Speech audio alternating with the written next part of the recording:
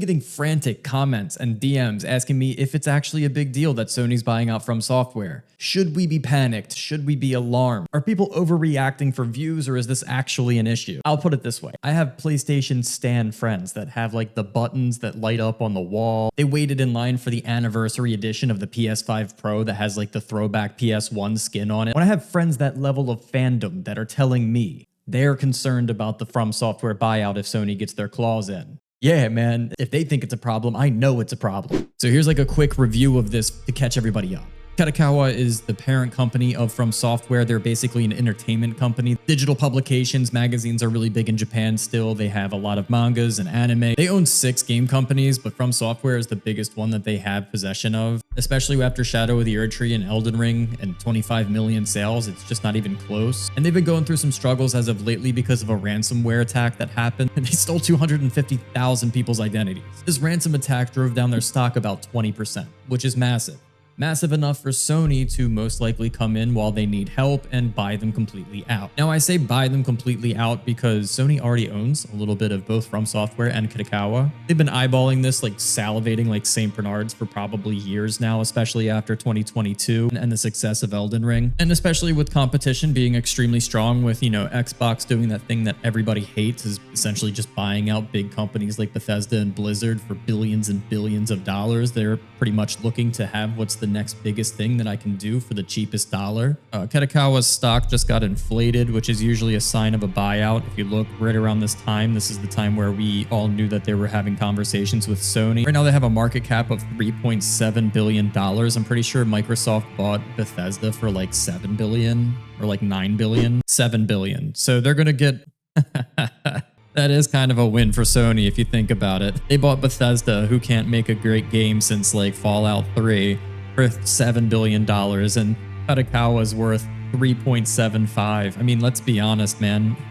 That would be the checkmate, wouldn't it? It would not be a checkmate for the consumers, and that's kind of where I want to go with this. Let's just say that they meet somewhere in the middle at like $4.25 billion.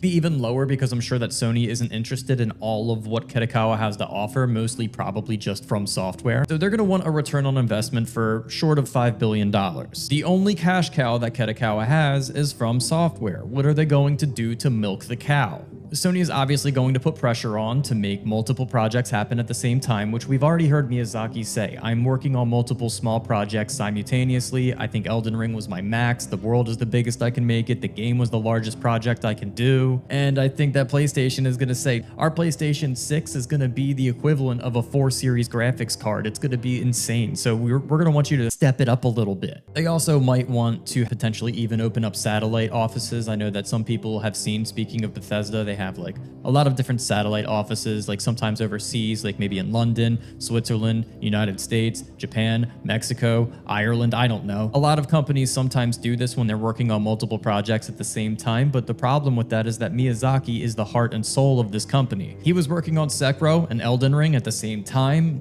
The reason why he's in charge of Souls games is because he was working on Armored Core and Demon Souls at the same time. Demon Souls was basically a passion project for him because he always wanted to make an RPG.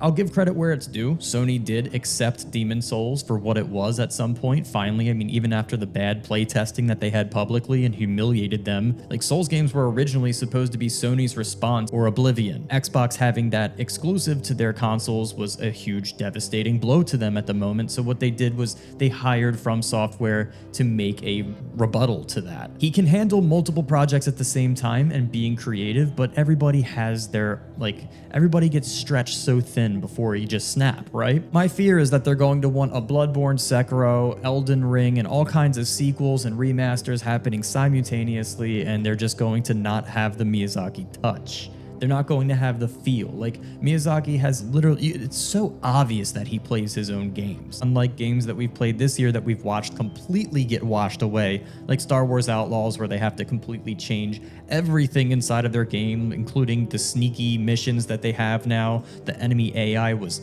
garbage. They hired a new creative director after the game was launched, and it didn't look like it was QA tested at all. The bright side of that is we'll probably see more FromSoftware from Sony, but from Sony might be the problem. Whatever relationship that FromSoftware has with Kadokawa, where they have like this like relaxation of like every game that you've made has progressively gotten more sales, more quality, better reception, Demon Souls, Sekiro, Elden Ring, what's next? It's like the most let them cook moment that you can possibly have, and I know they're not going to let them cook. They're going to have their hands in every pot in the kitchen. They're going to be trying to make 7 or 8 meals at the same exact time, and they're all going to come out like generic slop. I think Sony has been completely tone deaf to their customer and how they can relate to their customer. The whole Helldivers thing was terrible, where they were just like, yeah, you're on a trial period. This game needs you to have a PlayStation Network account, but like, not going to tell you. We're going to let you all spend $40 on this game and then have this blockade of your game between you and your game. We're going to make you sign up because you loved this game. You didn't know that the $40 that you spent was actually a free trial period of you not using your PlayStation account network on a PC. That's garbage. That is terrible, and it would have blocked a lot of people from playing the game that can't access PlayStation Network inside of their country. Concord was, again, a very tone-deaf response to Overwatch that nobody asked for. A lot of people had a lot of stake in that game, too, in PlayStation. There were people that were quote-unquote surprised that Concord flopped. Guys, you turned Bungie into a cash cow. At one point, Bungie made the most pivotal trilogy, the most groundbreaking console-made multiplayer FPS game on the market. They hold back games like Bloodborne that they seem to not have any interest in. They'd rather make a Lego port of Horizon, which they already remastered this year. I don't understand what this Horizon love is. I don't see it. I don't know anybody that's playing these games. And on the other side of that, FromSoftware has been nothing but consumer friendly. They've been keeping microtransactions out of their games. Their DLCs have been absolutely worth the squeeze and more, especially as of recently. It's a Game of the Year nomination, which I still think is weird, but I mean, if any DLC can do it, that one can do it, because these games are just that good. They're consumer friendly. You load the game up, you play it, you start a new game, you load an old one, you can check out the options, you can see the credits, or you get out of the game. There's no like Hulu tiles scrolling bullshit inside of their game. It is 100% consumer friendly, and I think that we're going to lose that as well if Sony gets their paws on this, because again, they're going to want a return on investment. Are you going to get microtransactions in Elden Ring? Maybe.